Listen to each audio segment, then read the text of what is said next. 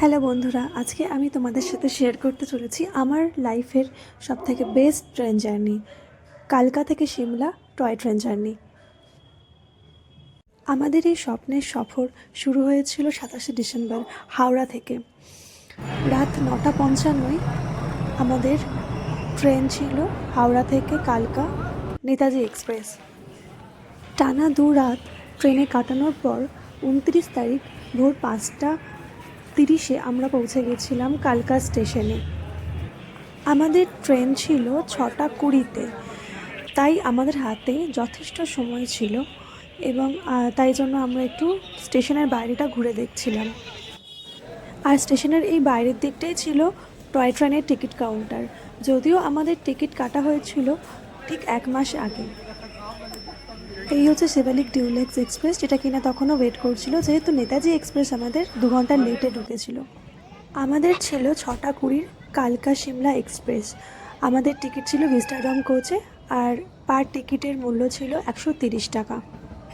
Train যথাসময়ে ছেড়ে দিয়েছিল, আর সামনে আসছে দেখো বড় সড়ো একটা টানেল। এরকম ছোট বড় টানেল মিলিয়ে বেশ অনেকগুলো টানেল আমরা ক্রস করেছিলাম। আর এই হচ্ছে টানেলের ভিতরের যে ভিউ। কিছু গুরুত্বপূর্ণ কথা এই ফাঁকে বলে রাখি, এই টয় ট্রেন কালকা থেকে সিমলা পর্যন্ত পৌঁছতে প্রায় 5 ঘন্টা সময় নেয়। আর 1 মাস আগে আপনারা এর টিকিট আইআরসিটিসির অ্যাপ থেকে বুক করতে পারেন অনলাইনে।